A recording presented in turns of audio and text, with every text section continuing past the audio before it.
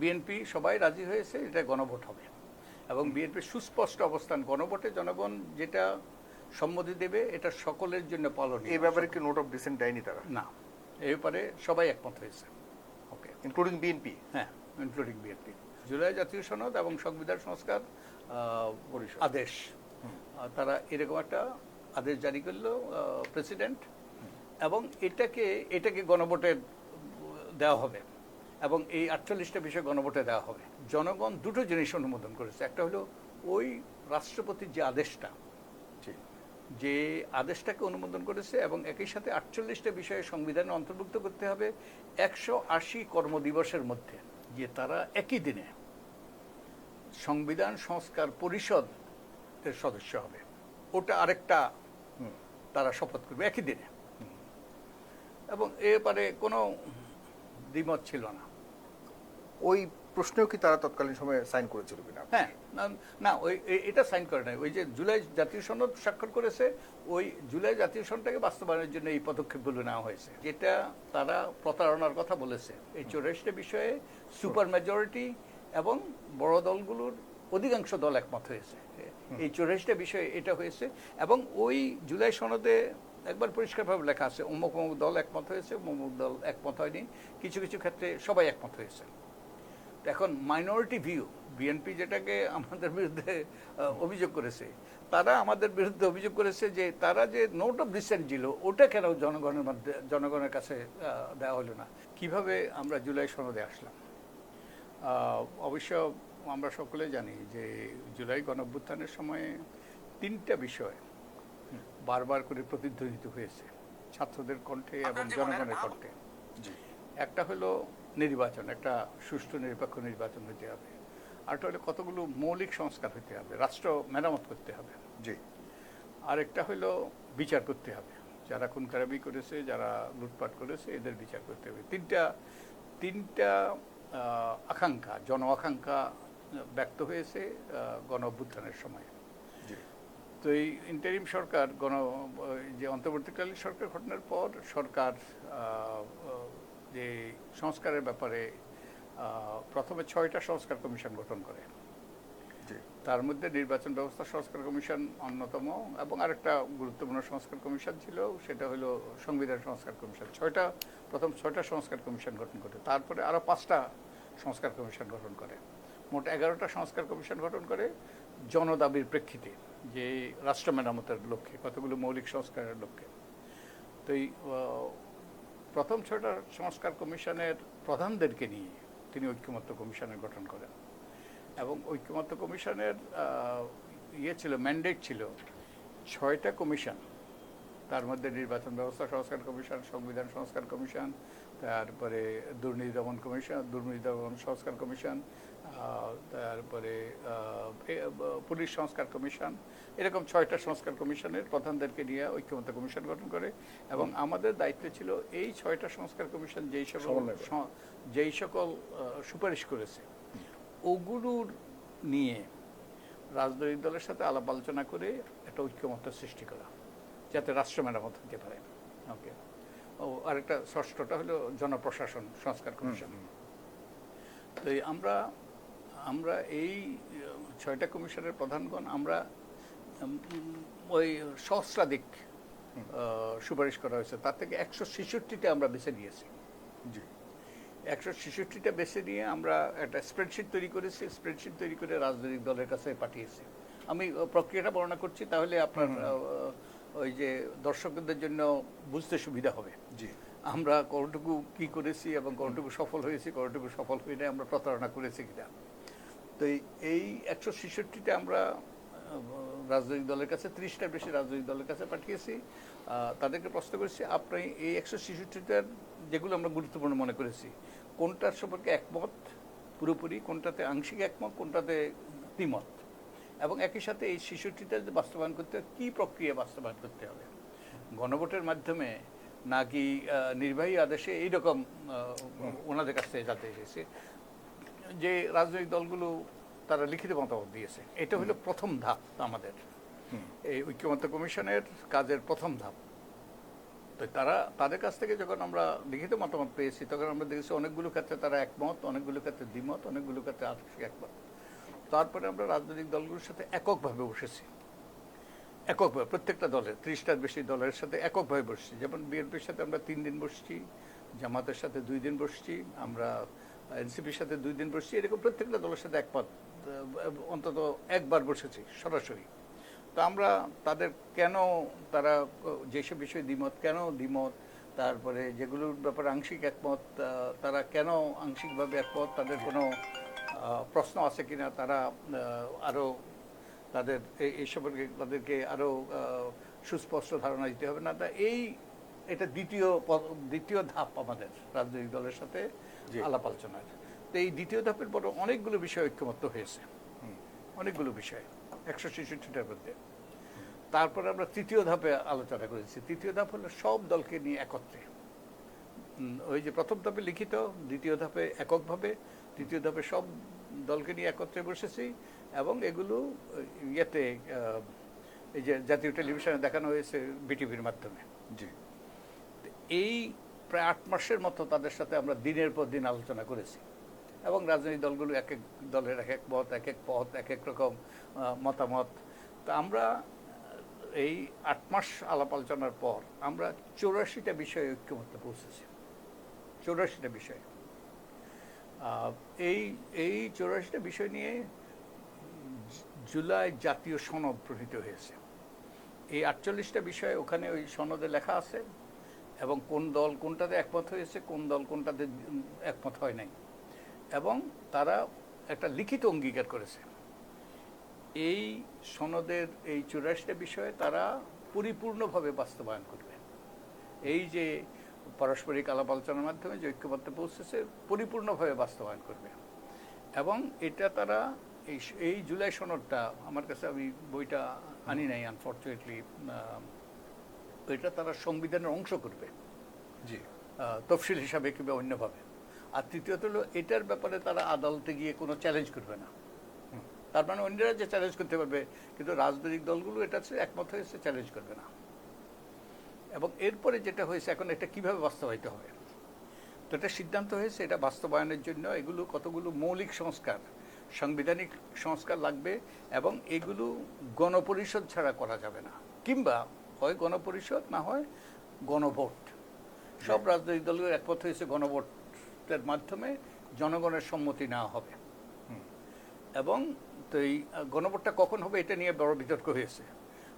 কতগুলো দল বলেছে প্রথম গণভোট, আর বিএনপি বলেছে না, নির্বাচন আর গণভোট একই দিনই হবে। তো শেষ পর্যন্ত সরকার সিদ্ধান্ত নিয়েছে গণভোট আর নির্বাচন 12ই ফেব্রুয়ারি হবে। তো এখন গণভোটে কোন বিষয়গুলো যাবে, এই 84টা বিষয়ের মধ্যে 36টা বিষয়ে সংবিধান, 36টা বিষয় বাস্তবায়নের জন্য সংবিধান পরিবর্তন করতে হবে না, জি, সংবিধান সংশোধন করতে হবে না।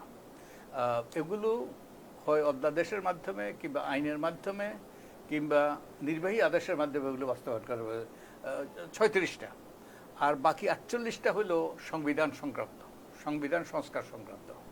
এগুলো যদি পরিবর্তন করতে হয় জনগণের মতামত লাগবে। এবং সরকার একটা আদেশ জারি করলো, আদেশ জারি করে বললো যে এইগুলো জনগণের কাছে পাঠানো হবে। 48টা 4টা ভাগ করেছে, একটা প্রশ্ন জনগণ একমত কি দ্বিমত, এই 48টা প্রশ্নে, যেগুলো সংবিধান সংস্কার সংক্রান্ত। জি, তো এখন এই গণভোটে প্রায় 70% মানুষের পক্ষে ভোট দিয়েছে। তার মানে জনগণ গণভোটের মাধ্যমে এগুলো পক্ষে তাদের সম্মতি দিয়েছে। রাইট। এখন জনগণ হলো সার্বভৌম ক্ষমতার অধিকারী। আচ্ছা স্যার, আমি ওই জায়গাটাতে যাচ্ছি, জনগণের ইয়েতে মতোই কি এটা বাস্তবায়ন হবে নাকি পার্লামেন্ট করবে, এ নিয়ে তো পরবর্তীতে প্রশ্ন উঠিয়েছে। এবং আপনার প্রশ্নের উত্তর দেওয়া হয়নি কেন এখন, আমি আসতেছিলাম। হ্যাঁ, আচ্ছা, হ্যাঁ স্যার, আপনি কোন ধরনের পথে যে বাস্তবায়িত হবে এটি নিয়েও কিন্তু প্রথম দিকে আলোচনা করেছিলেন, বলছিলেন রাজনৈতিক দলগুলোর সাথে। বিএনপির অবস্থান সেখানে কি ছিল? বিএনপি সবাই রাজি হয়েছে এটা গণভোট হবে, এবং বিএনপির সুস্পষ্ট অবস্থান, গণভোটে জনগণ যেটা সম্মতি দেবে এটা সকলের জন্য পালনীয়। এই ব্যাপারে কি নোট অফ ডিসেন্ট দেয়নি তারা? না, এই ব্যাপারে সবাই একমত হয়েছে। ওকে, ইনক্লুডিং বিএনপি? হ্যাঁ, ইনক্লুডিং বিএনপি। সবাই একমত হয়েছে গণভোটের, কারণ জনগণ কিন্তু বিএনপি তো প্রথমেই যে স্টেটমেন্টে দিল স্যার, সেটি বলছে যে আমরা সংবিধান সংস্কার কমিশনের সদস্য ছিলাম না। আমরা এটা সংবিধান সংস্কার কমিশন নয় তো, আমি বলতেছি। আচ্ছা, হ্যাঁ, আমি বলতেছি আপনাকে, আমি ধারাবাহিকভাবে বলতেছি, তাহলে আপনার কাছে পরিষ্কার হবে, অন্যদের কাছে পরিষ্কার হবে। তো আমরা তো এটা কিভাবে বাস্তবায়ন হবে, এটা সবাই একমত হলো যে এটার জন্য গণভোট হবে।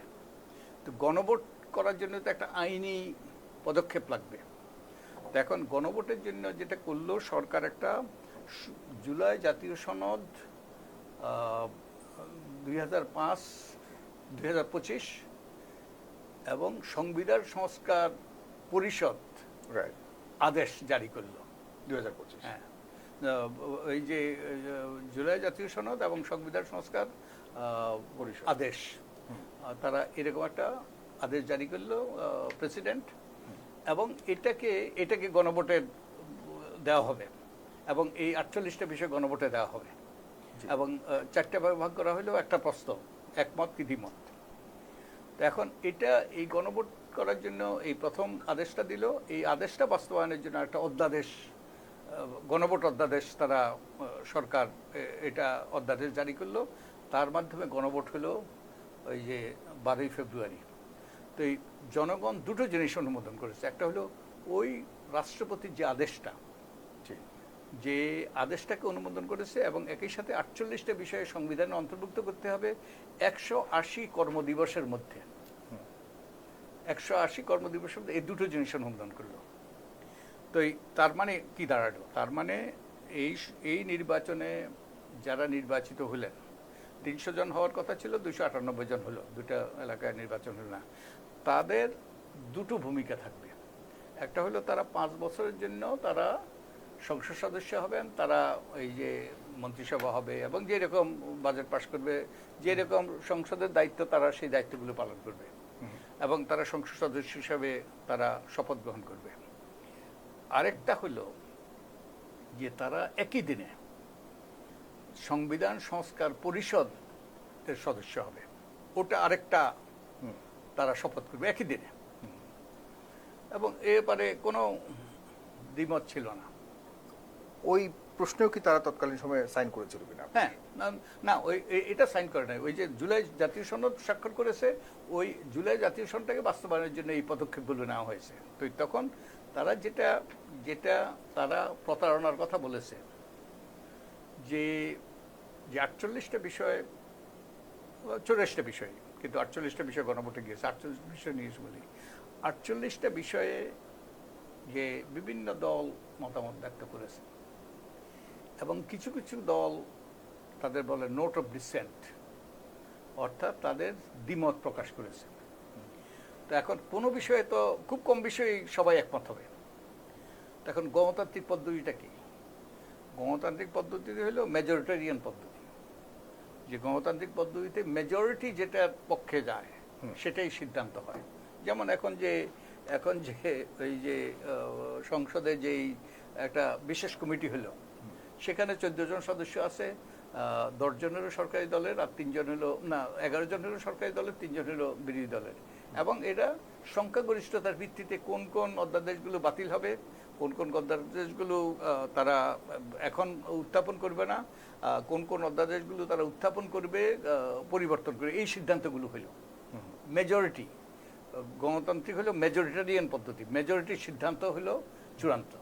তো ওখানে এই যে 84টা বিষয় এবং 48টা, যার মধ্যে সংবিধান সংস্কার সংক্রান্ত, ওগুলো হয়েছে এই যে সুপার মেজরিটির সম্মতিতে, অর্থাৎ অন্তত 2/3 দল যারা সেখানে ছিল, এবং বড় দলগুলোর অন্তত 2টো দল, অধিকাংশ দল যেখানে একমত হয়েছে, ওগুলোকেই বলা হয়েছে যে এগুলো হলো ঐক্যমত্য।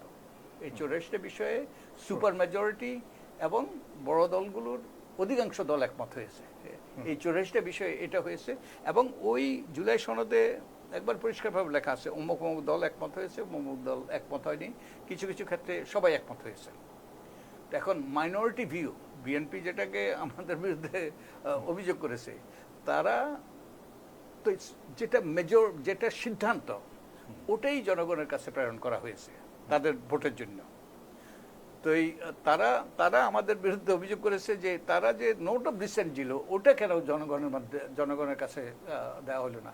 এটা দেওয়া হয় নাই কারণ সিদ্ধান্ত হয়েছে এই দলগুলোর সাথে আলাপ আলোচনার মধ্যে সুপার মেজরিটি এবং বড় দলগুলোর অধিকাংশ একমত হয়েছে যেগুলো সেগুলোই ঐক্যমত্য হিসাবে পরিগণিত হয়েছে এবং বাকিটা হইল মাইনরিটি ভিউ এবং ওই সিদ্ধান্তগুলোই জনগণের কাছে গিয়েছে।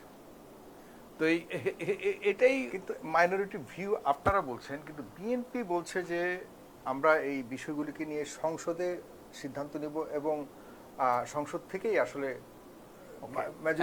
মেজরিটি ভোটের মাধ্যমে এগুলিকে দেখা হবে। এখন না, তারা বলেছে ওই সময় কি বিএনপিকে বা বিভিন্ন দলগুলিকে আসলে জনগণ নির্ভরশীল কোন দলটা বড় দল, সবচেয়ে বেশি জনগণ কোন দলের পেছনে আছে বা সাথে আছে, এগুলো কি বিবেচনায় রাখেননি? এগুলো বিবেচনা আছে তো। ওই যে অধিকাংশ দল, ওই যে বড় দলগুলোর অন্তত ওই যে অধিকাংশ দল, বড় দলগুলোর অধিকাংশ দল যেগুলোতে একমত হয়েছে সেগুলোকেই আমরা ধরে নিয়েছি ঐক্যমত্য এবং তারা এগুলোতে রাজি হয়েছে। কিন্তু ওখানে লেখা আছে যে অমুক অমুক দল নোট অফ ডিসেন্ট আছে। ওকে, এখন যেটা আপনার এই যে আমাদের সংসদে যে আইন পাশ হয় মেজরিটির মাধ্যমে, এক দল বলে হ্যাঁ, আরেক দল বলে না। তো স্পিকার কি বলে? হ্যাঁ জয়যুক্ত হয়েছে, না জয়যুক্ত হয়তো বলে নাই। তো এই হ্যাঁ যেটা পক্ষে অধিকাংশ সেটাই হলো সিদ্ধান্ত এবং সেটাই জনগণের কাছে গিয়েছে। হ্যাঁ, এরপরে বিএনপি বলেছে যে তারা এগুলো জনগণের কাছে যাবে এবং জনগণ তাদের যদি সম্মতি দেয় তারা সেটা তাদের মতো করে করবে, তারা করতেই পারে। জনগণ তো সম্মতি দিয়েছে বিএনপি। ওকে, কিন্তু এই যে জুলাই জাতীয় সনদ এই যে এবং একই সাথে তাদের এই যে গণভোটটা হলো ওখানে কিন্তু নোট অফ ডিসেন্ট নাই, ওগুলোই সিদ্ধান্ত হিসেবে জনগণের কাছে গিয়েছে এবং জনগণ তাদের সার্বভৌম ক্ষমতার অধিকারী জনগণ এটার পক্ষে মতামত দিয়েছে। তো এটাই পালন করা বাধ্যতামূলক।